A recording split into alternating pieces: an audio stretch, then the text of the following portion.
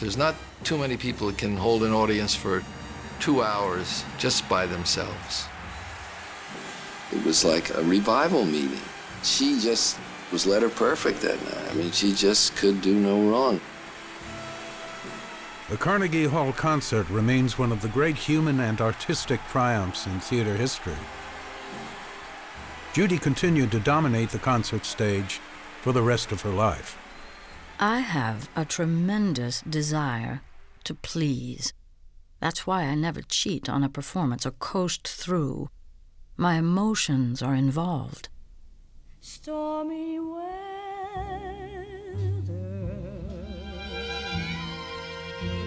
since my man and I ain't together, keeps raining all the time.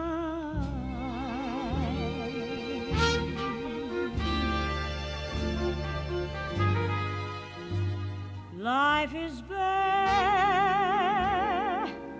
gloom and misery everywhere. There were hardly any songs that she didn't rise to some sort of emotional peak. If you've got a big voice, you are irresistibly drawn toward using it.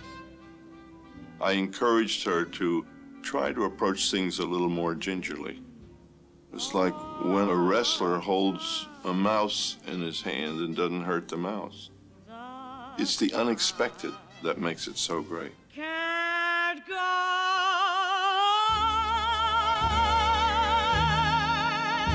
Everything I had is gone. Stormy weather, since my man and I ain't together, keeps raining all the time.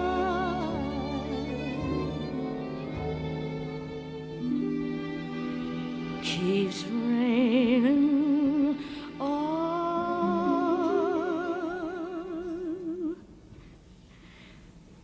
the time.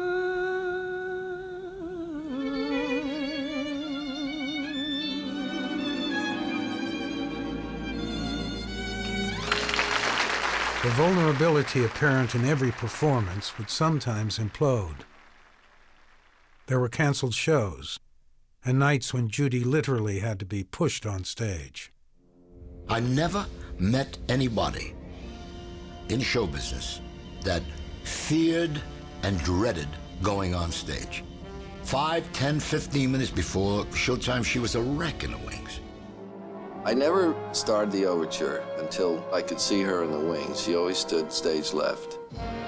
She would start jumping up and down and tapping her foot and moving her hands.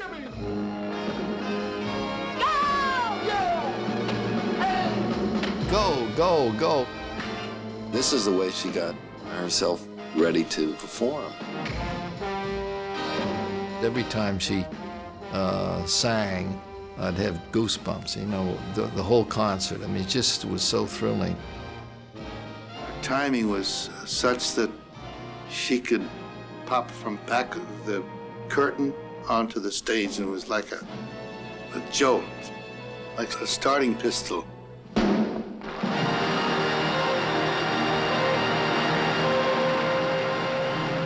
She doesn't sing like the other girl singers of that period who approach songs more daintily. She hits a song the way Sinatra does, the way a man does. All day long I jump and run about. You can always hear me shouting out, hello, bluebird. Got no time for blues or anything. I'm so happy I just want to sing. Hello,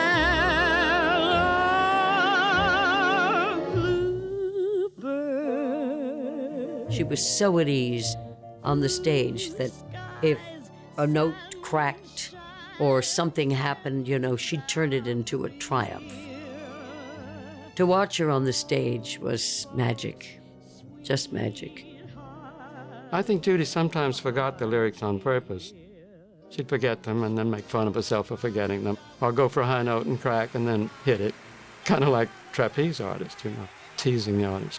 She could play an audience better than anyone who ever lived. With nothing but the bluest skies ahead, what a rosy future lies ahead. Thank you, Bluebird. Happy, happy Bluebird, Mr. Bluebird.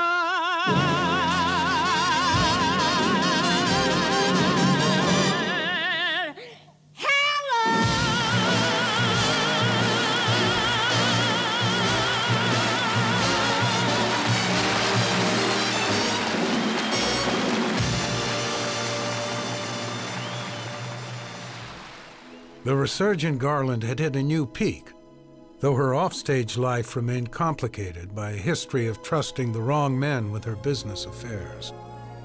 In 1961, Sid Luft ceded control of her career to the management team of Freddie Fields and David Beagleman. They placed her in 3 films: the all-star Judgment at Nuremberg, for which she earned another Academy Award nomination, A Child is Waiting, John Cassavetes' low-key story set in a school for disturbed children, and I Could Go On Singing, her final screen role, which once again chillingly reflected her own life. But it was the impact of Judy's concerts that defined her in the 1960s. Inevitably, this caught the attention of the television industry. A special with Frank Sinatra and Dean Martin attracted an amazing 50% of the viewing audience. All 3 networks wanted her for a weekly series. CBS took the risk. You really want to know why I'm tackling a weekly show? Because CBS is letting me be myself, letting me be a whole, total, complete person. The series offered Judy the promise of financial security and a chance to establish a permanent home with her children, Liza, Lorna, and Joe. The CBS offer was the biggest they'd ever made, $24 million for 4 years. $1 million annually would go to Judy. I feel a song coming on, and I'm warning you, it's a victorious, happy and glorious new strain. We weren't afraid to make the deal because we knew that Judy, if she was successful, was worth every penny of it. And if she wasn't successful, she'd quit. The network really did everything to entice her. They even painted a yellow brick road to the dressing room. They really treated her like something special in the beginning. And now that my troubles are gone, let those heavenly drums go on drumming, 'cause I feel a song coming on. The show was live on tape. There were costume changes, there were set changes, but we did it in front of a live audience, and it all depended on Judy. Thousands of dollars were bet in Las Vegas that I wouldn't do the first 3 shows, or even show up. I feel a song coming on.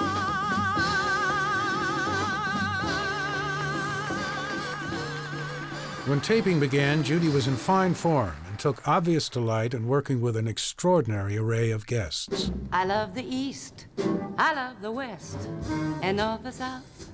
They're both the best. But I'd rather be here as your guest, 'cause I love being here with you. Clang, clang, clang went the trolley. Yeah. Ding, ding, ding went the bell. Sing, sing, sing went my heartstrings. As he started to leave, I took hold of his sleeve with my hand. And as if it were planned, he stayed on with me, and it was grand just to stand with his hand holding mine to the end of the line. It's so people like so people. He smiles when they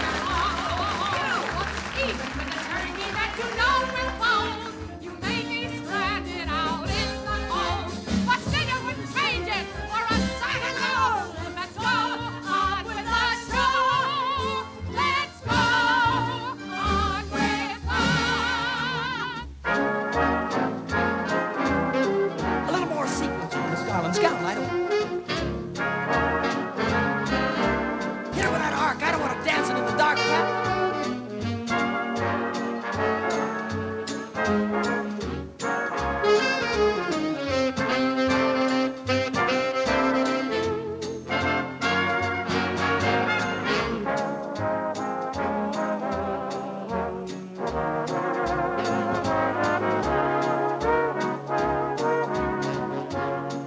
She really gave her all on every single program that she did for us.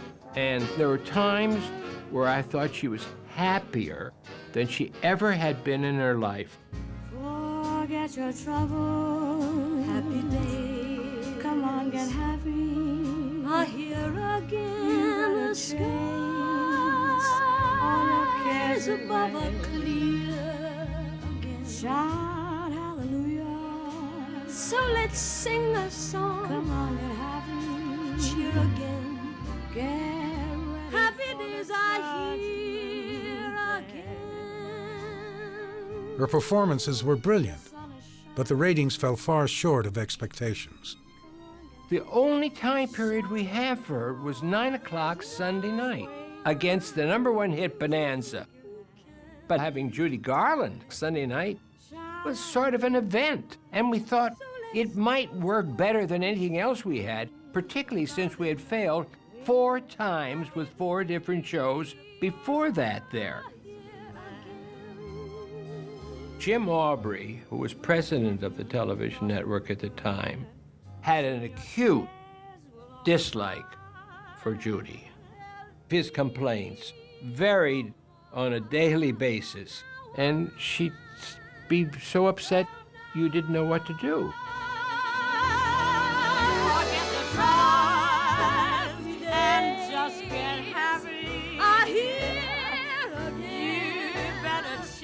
I said, she is so special.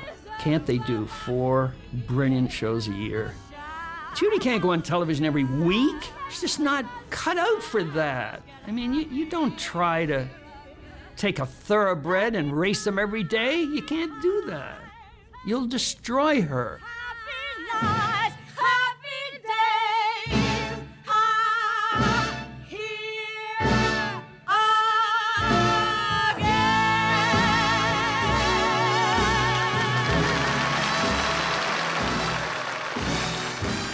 Judy Garland will have to adjust to television, said James Aubrey.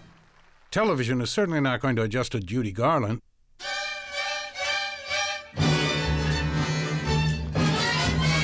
Howdy, neighbor! Howdy, neighbor! Happy harvest! Happy harvest! Your 40 acres soon be fields of clover.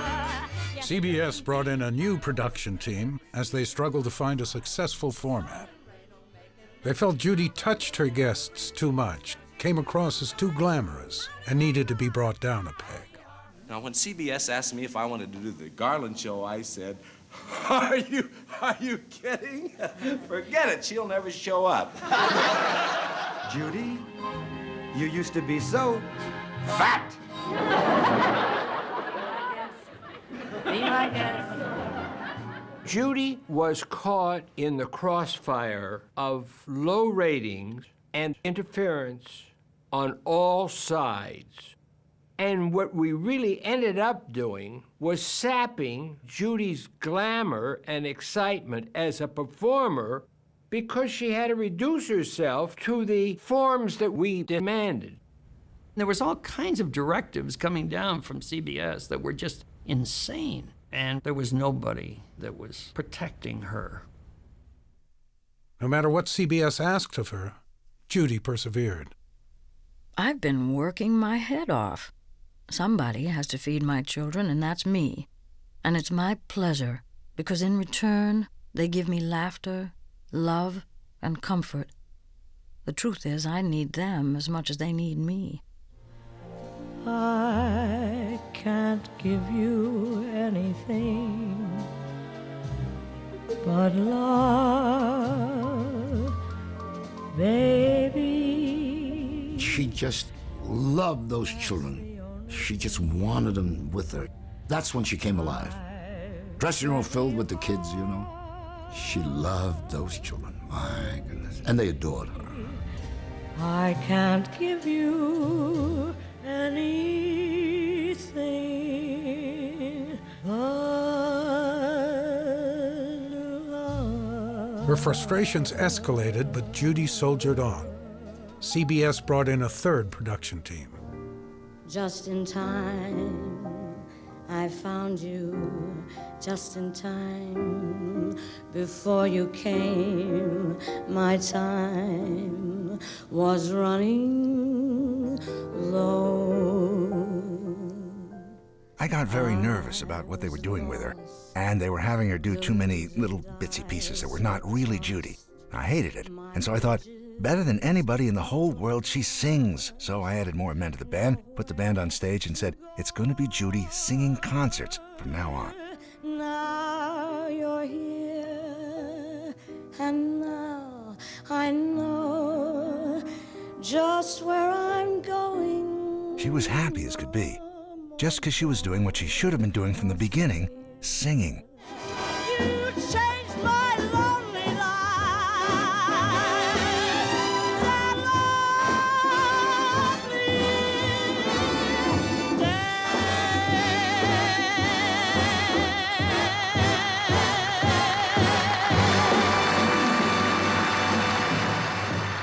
Critics acclaimed the series, but James Aubrey had already made up his mind.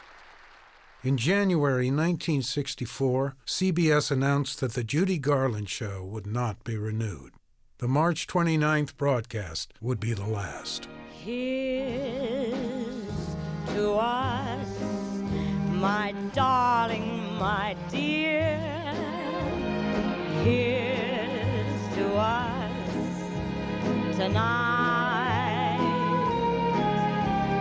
Not for what might happen next year, 'cause it might not be nearly as bright, but here's to us. Everybody felt, looking at this star that night, a sense of failure. From the day she went on CBS, our attempts failed to help her in any way.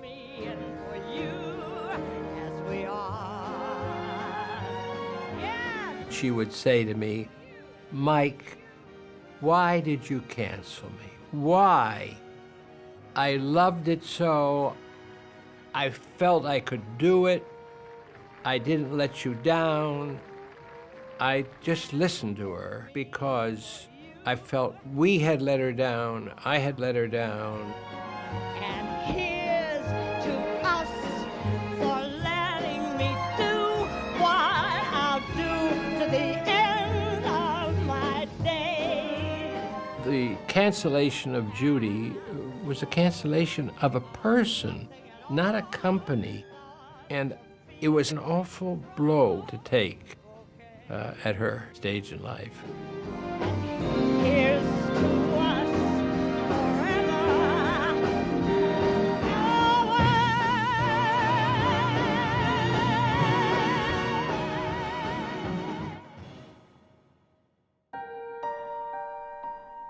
Judy would never entirely recover from this latest setback. She sank further into debt, her finances hopelessly muddled by those she had trusted. She lived in fear of losing her children. There would be more husbands, unable to protect her from the world or herself. There would be erratic and exasperating behavior, alienating even those who loved her best. But she never lost her humor or her indomitable spirit. No quitter. She performed until the end. You know, she had 42 comebacks. But Judy legitimately, on many occasions, after a tour said, that's it, I can't go on anymore. I can't keep being Judy Garland. I'm not the Judy Garland that these people remember. They want to see Judy Garland up there beating hell out of an audience.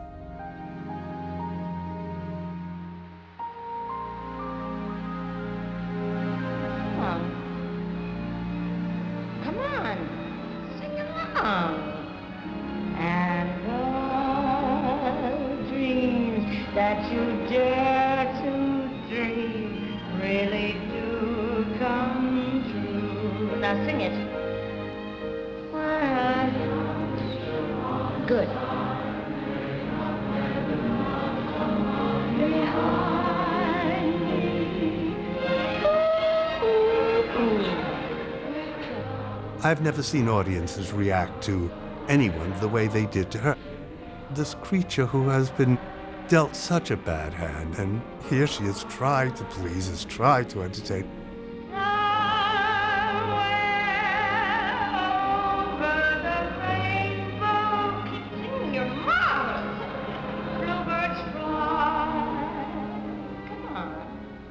And I think she broke their hearts. They wanted to put their arms around her and protect her. She just reached them in a way that no other performer ever did. I would like audiences to know I've been in love with them all my life, and I've tried to please. I hope I did.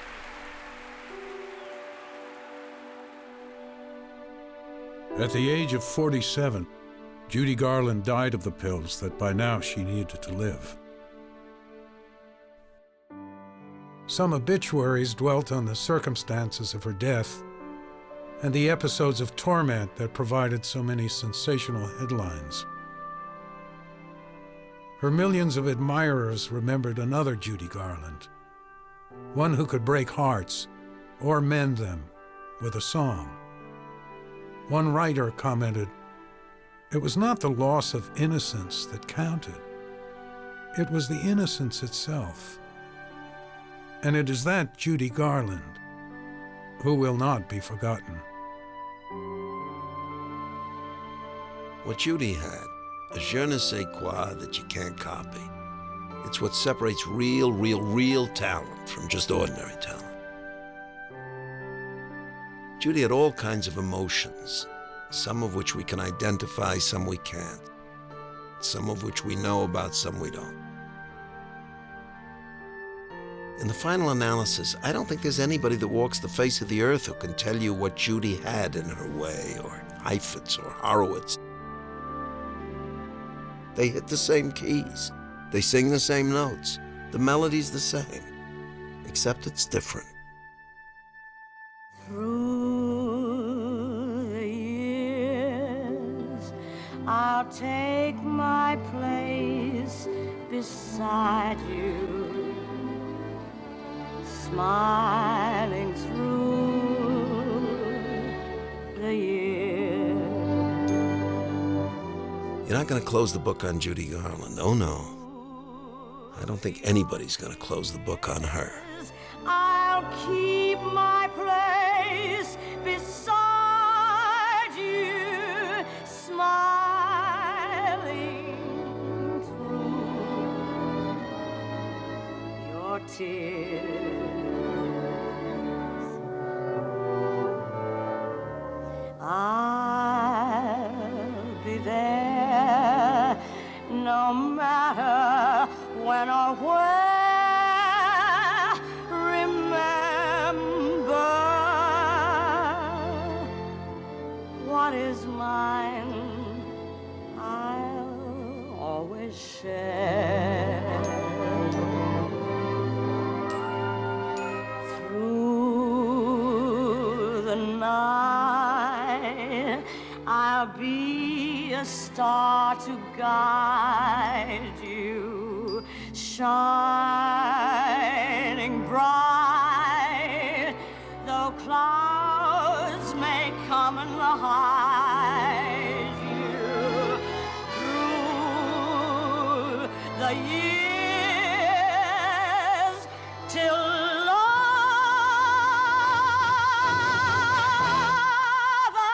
and life and time first disappear.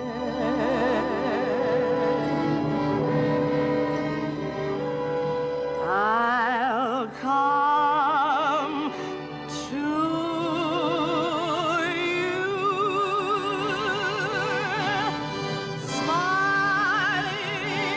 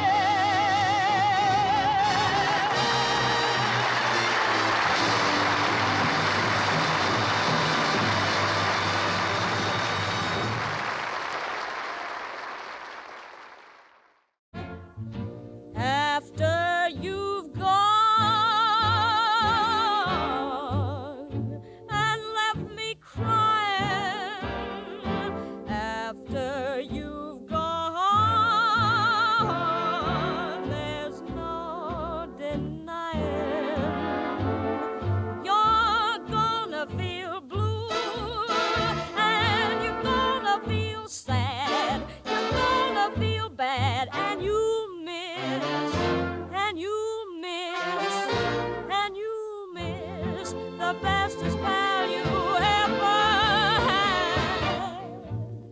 There'll come a time, now don't forget it. There'll come a time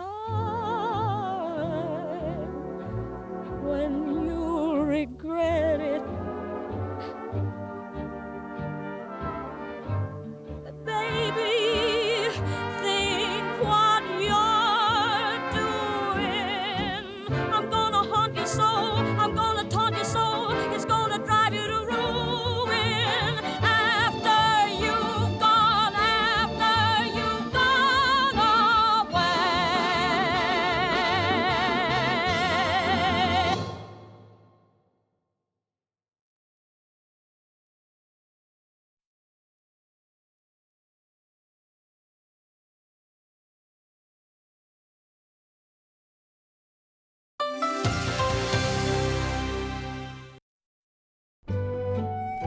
I am PBS.